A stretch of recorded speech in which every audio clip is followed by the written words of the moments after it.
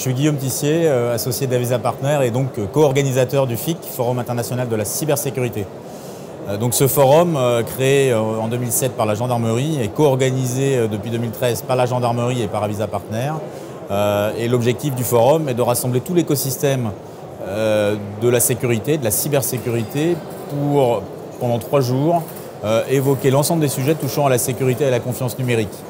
Depuis des sujets très opérationnels jusqu'à des sujets beaucoup plus politiques. Donc on parle au FIC aussi bien de la réponse face à des attaques de type de ransomware par exemple, face à des attaques encore plus sophistiquées qui sont notamment les attaques étatiques. On va parler de ces sujets-là, on va parler de retour d'expérience, mais on va aussi évoquer les sujets plus politiques, plus géopolitiques parfois, liés à la stabilité de l'espace numérique. Plusieurs éléments nouveaux cette année au sein du FIC. Nous avons lancé une verticale sur la cybersécurité industrielle. L'objectif là, c'est de traiter un angle mort de la cybersécurité qui est la sécurité des technologies opérationnelles, qui sont toutes les technologies qui peuplent nos usines, quelles qu'elles soient, et qui pilotent finalement les automatismes industriels. Alors, ce sont des technologies particulièrement sensibles parce qu'évidemment, à travers elles, on peut avoir un impact sur le monde physique, sur l'environnement physique. Et donc des attaques informatiques par le biais de ces technologies peuvent générer des pertes en vies humaines, peuvent aussi générer évidemment des dégâts matériels relativement conséquents. Et il y a déjà des exemples aujourd'hui d'attaques ciblant spécifiquement ou débordant vers ce type de technologie. Deuxième nouveauté, nous avons lancé cette année l'EC2, la European Cyber Cup, qui est une compétition de hacking éthique, avec également une dimension e-sport. L'objectif est simple, c'est de pouvoir mieux communiquer, mieux valoriser l'ensemble des métiers liés à la cybersécurité. Et donc pendant 2 jours, vont s'affronter une quinzaine d'équipes issues à la fois d'écoles, d'entreprises, autour d'épreuves qui vont être des épreuves techniques, donc par exemple de capture the flag, des épreuves d'analyse forensique, mais aussi des épreuves un peu moins techniques, notamment d'open source intelligence ou aussi des épreuves d'intelligence artificielle.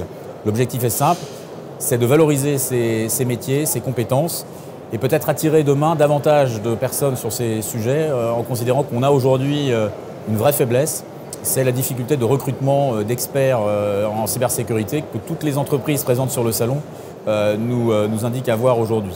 Alors quelques chiffres sur le salon. Donc le FIC, c'est 450 partenaires sur 20 000 m² d'exposition. Voilà pour la partie salon.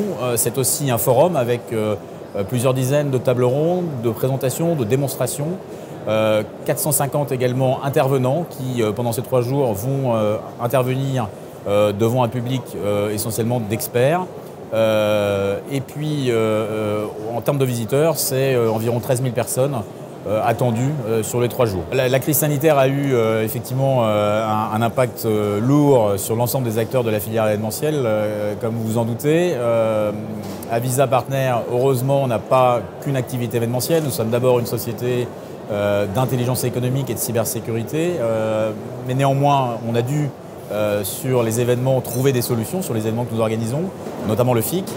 La solution a été simple, pendant 19 mois, depuis le dernier FIC qui date de janvier 2020, nous avons dû mettre en place des ateliers virtuels, des tables rondes, des webinars, pour continuer à animer cette communauté de la cybersécurité qui a en plus joué évidemment un rôle particulièrement important pendant cette crise, puisque le numérique a été à la fois la bouée de sauvetage quelque part, et ça a permis la continuité à la fois, on va dire, dans la vie personnelle des gens et en même temps dans la vie professionnelle.